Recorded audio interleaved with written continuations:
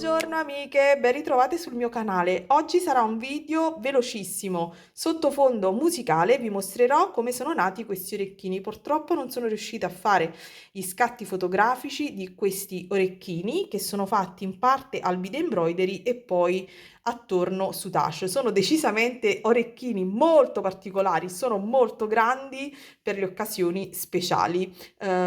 Spero insomma che vi piacciono. Vi lascio quindi al tutorial fotografico di questo. Se mi state conoscendo con questo video, io mi chiamo Gabriella, in arte Briga Bijou, e realizzo bijou, ma non solo. Mi raccomando, iscrivetevi al canale e cliccate la campanella per non perdere le notifiche dei prossimi video. Condivido con voi tutorial, piccoli vlog, acquisti vari. Insomma, mi fa piacere di stare con voi e di condividere la mia, che è semplicemente una grandissima passione per l'handmade, per quello che viene fatto con le nostre manine. Vi saluto e vi lascio al tutorial fotografico. Ciao, buon mercoledì!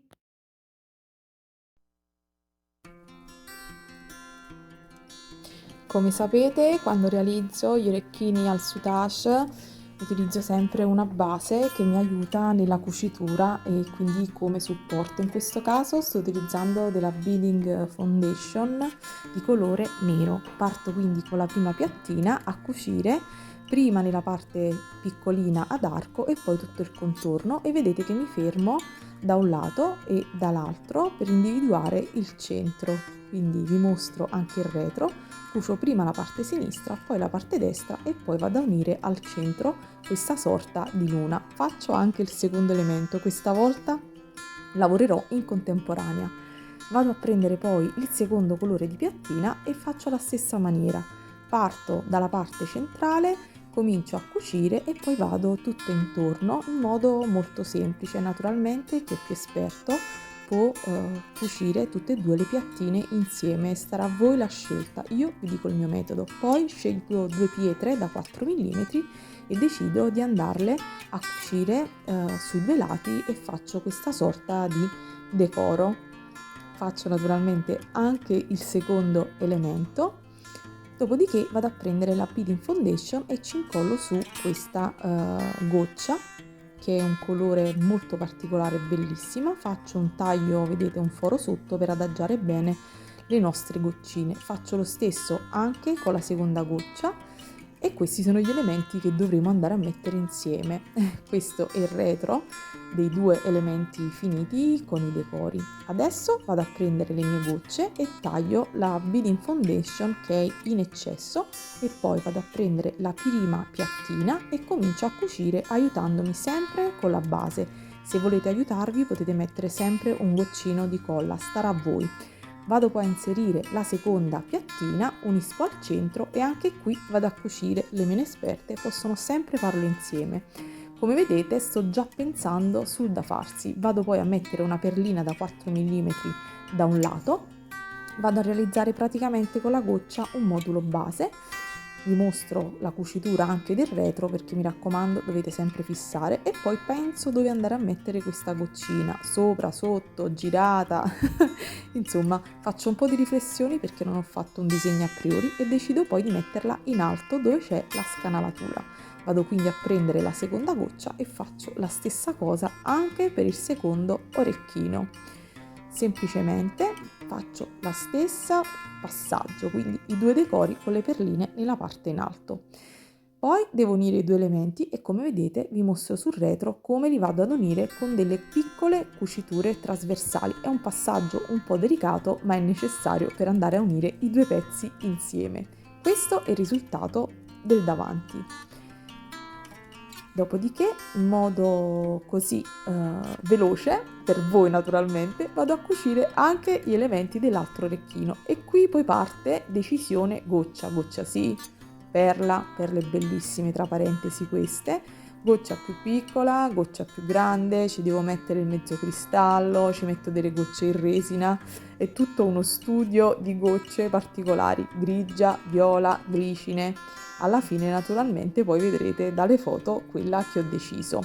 Nel frattempo che decido vi mostro anche quest'altro lavoro che sto completando, che è quasi finito, in cui ho messo soltanto questa goccia finale. È un lavoro terminato, un orecchino in parte al grid embroidery e in parte al sudace, quindi vi ho messo anche queste altre foto perché erano tutti e due orecchini che erano sul mio tavolo da lavoro e mi piaceva, insomma, mi faceva piacere mostrarveli. Ecco, finito con questa goccina in basso e vado a farlo anche dall'altro lato. Questi sono quindi i miei lavori di lunedì e martedì e oggi che è mercoledì vedrete il risultato finale di questi due lavori. Andrò a mettere i perni a entrambi e quindi niente, restate con me, questa sarà la scelta finale dell'orecchino iniziale. Ve li mostro un pochino meglio alla luce del sole, anche se in realtà oggi è maltempo, però prima o poi li devo finire e quindi adesso vado a scegliere perno e goccia. Qui la goccina già l'abbiamo messa e diciamo che strange sutage decisamente. Questa parte realizzata al bead embroidery e poi ci ho lavorato al sutage attorno. Cabochon, non voglio sbagliarmi, di Monica,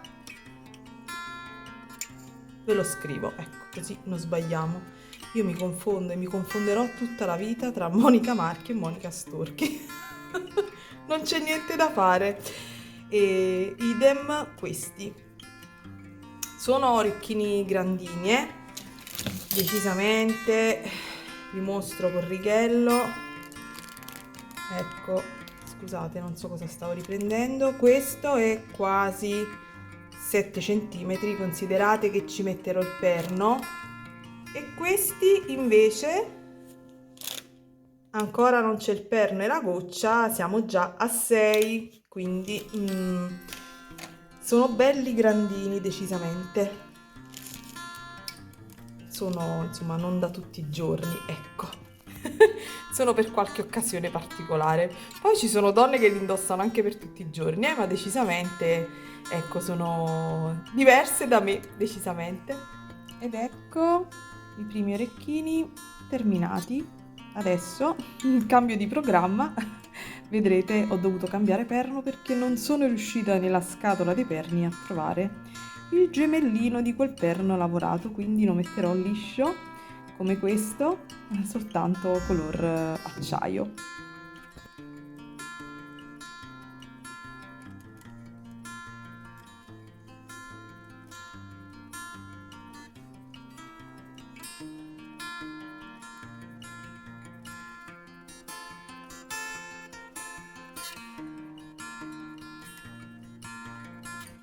Allora, naturalmente i retro non sono fatti, ho completato tutti e due gli orecchini, tutte e due le coppie di orecchini. Alla fine ho deciso poi di utilizzare un chiodino, così avrò l'opzione di poter cambiare la parte sottostante se non dovesse piacere o se si volesse qualcosa di diverso. È un'opzione che utilizzo quando non sono proprio sicura al 100% del risultato finale. A me piace molto, ma il risultato a me piace molto, ma non so poi agli altri la reazione che potrebbe suscitare.